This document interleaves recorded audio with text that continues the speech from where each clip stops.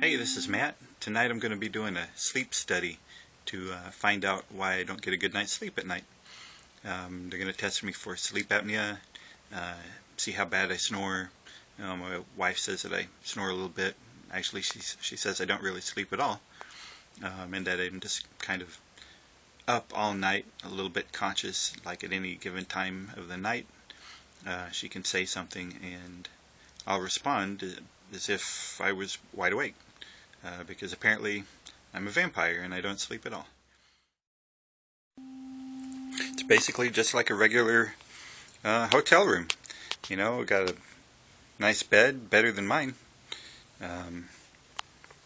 Big comfy chair in case I want to kick back and read something while I'm getting ready for bed.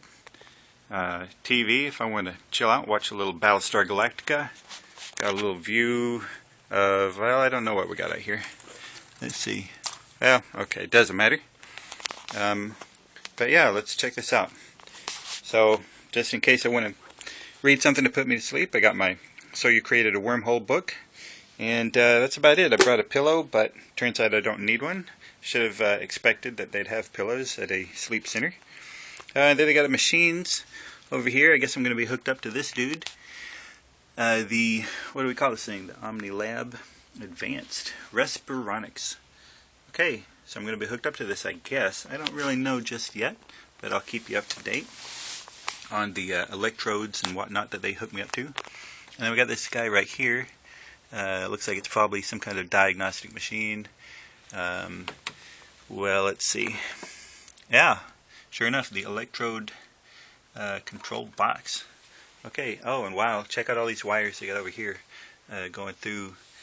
You got all kinds of colored wires going up and around here. I guess, okay, so these things are probably going to be hooked up to me, to my face, and inside of my nose. Well, I don't know. I just made that up. Yeah, so hopefully they'll be able to figure out what's wrong with me so that I can have more energy and be more productive at work. And also have more energy for when I'm playing with the kids, and also when I'm making the videos for YouTube. And then everybody wins, right? Hello, my name is Mercy, and I'm the sleep technician here at Best Health Sleep Center. And I'm just going to go ahead and place the electrodes now. Oh, okay. All right, here we go. We're doing the electrodes. So, in front of the head, and they kind of correspond. One side will have the right side, the other side the left. Okay. And so these two that I'm placing here just go right there. They monitor the frontal brain waves. Okay. And those are just the different brain patterns and recordings we'll be getting. There might not be a lot of activity up there. You might just see kind of like a dead space, just and you're like, line. that's me. No, we should get some recording. Alright, the next ones that I'm placing, just check the central brain waves. And once again, we just take the electrodes, we kind of scoop just the small amount of the paste, and then it helps stay on the scalp. Okay, cool. Yes, there you go. It's not like crazy glue, right? It's going to pull the hair out of me. Oh, actually it will. It will? It will Okay. pull all your hair out. Okay, yeah, I can't tell if you're kidding or not. No, it doesn't pull all the hair out. You got kind of that deadpan sense of humor, you know, like, I don't know if you're joking. Oh, kind of like a serious. Yeah, well, that's what people say about me too, so. No, it was a joke. This usually just comes out with conditioner, so it's nothing to be fearful of. Okay. I never usually wash my hair. No, I'm just kidding. Oh, well, there's a first for everything, so. This is cool. Okay. And you say, I'm sorry, you said this will monitor. You can't see what I'm dreaming about when I'm doing this, right? No, actually, well, I won't be able to see what you dream, but I'll be able to see when you dream. When I'm dreaming. Yes. Huh. Can you tell if I'm having like a exciting dream, or if it's like I'm falling? You know how people have these dreams like they're falling or floating or stuff like that? Yes. When you have those kind of dreams, they kind of increase the heart rate because let's say, you're being chased by, I don't know, werewolves or something. You'd be kind of fearful, and that tends to increase the heart rate. Okay. So you'd see it from the brain waves and the heart? Yes, the brain waves and the speed of the heart rate. Usually sometimes... Sorry, I'm doing the top of my head. Oh, no, it's fine. There we go. Usually sometimes if someone is having, I guess you can say, night terrors, or if they're child nightmares, there are certain things that they may do. For example, you may tend to kick your feet, maybe as though you're running, or... I've done that, yeah. You've done that? I have. Well, sometimes. Oh, okay. And it wakes you up. Yes, definitely. It's not really a good feeling if you're the one, being chased and think it's actually happening when you're just sleeping. Well, mine weren't usually being chased by werewolves, but like I'm tripping and falling, and then my foot will kick like I'm trying to catch myself. Oh, wow. And then I wake up. And you wake up. Mm-hmm. Wow, okay.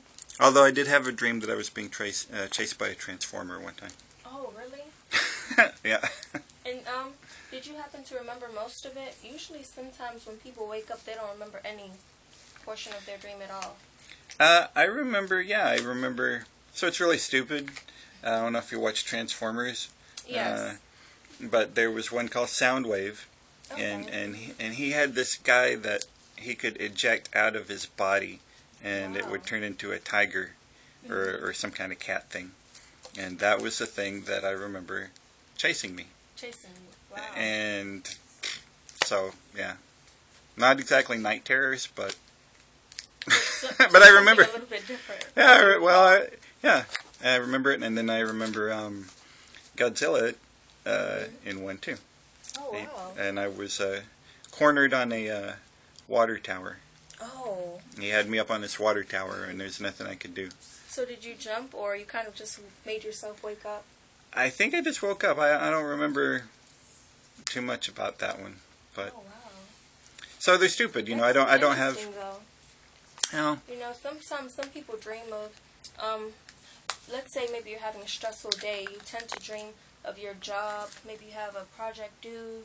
You have a lot of bills. So it's always good to dream of something fun.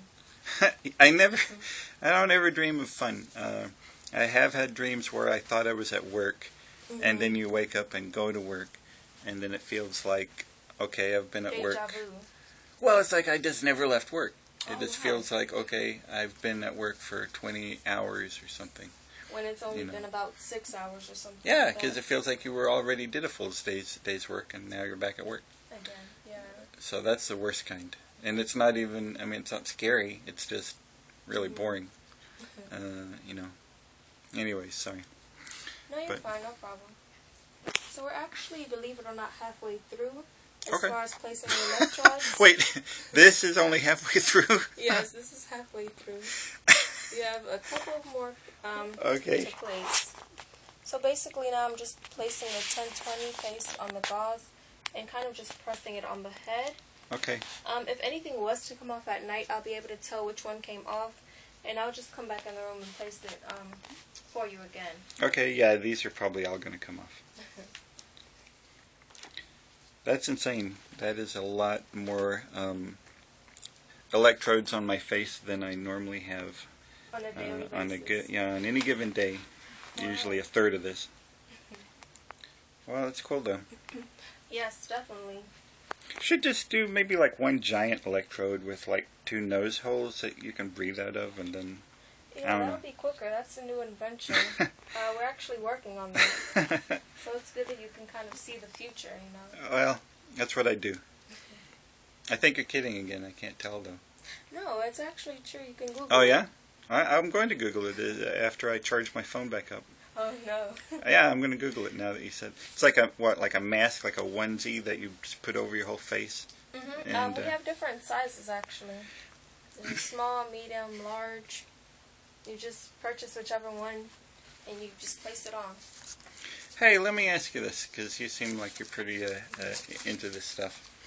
Mm-hmm. So I made a bet with one of my coworkers that we work in the military, and I would have figured she would believe this, with all the military technology that they have, but she doesn't. Oh.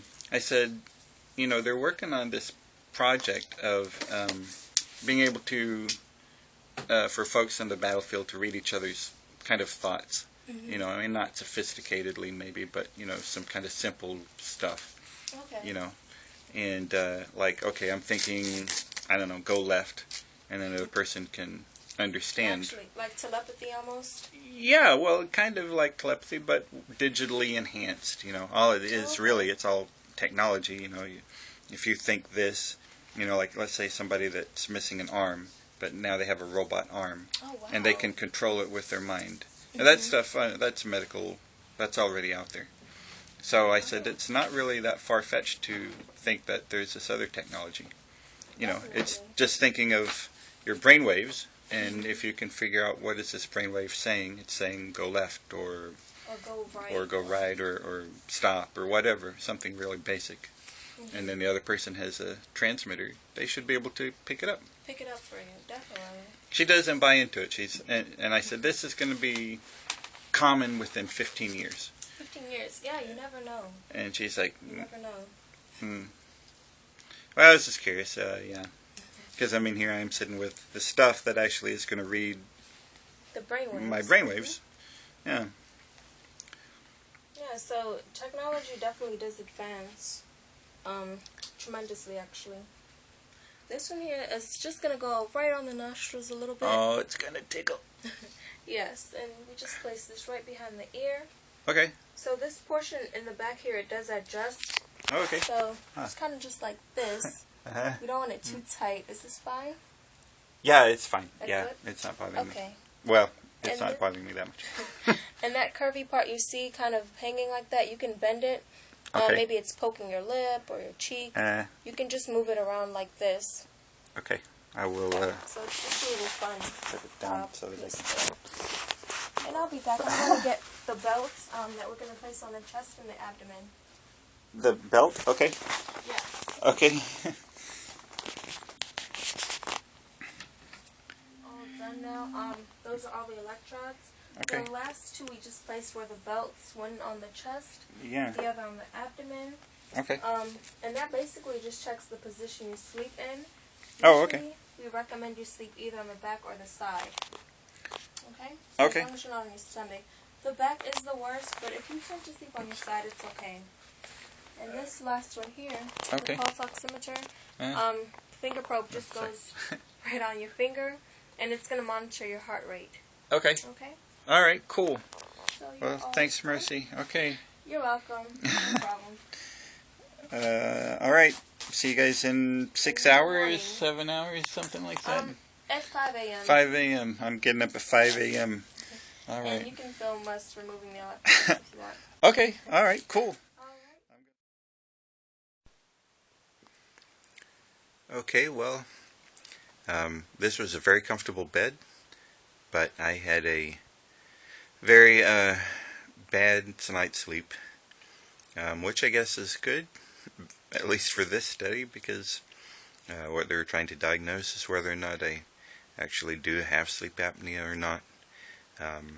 They don't have the final results yet. I won't find those out for about a week, but they did know enough to tell me that, yep, my wife's not wrong.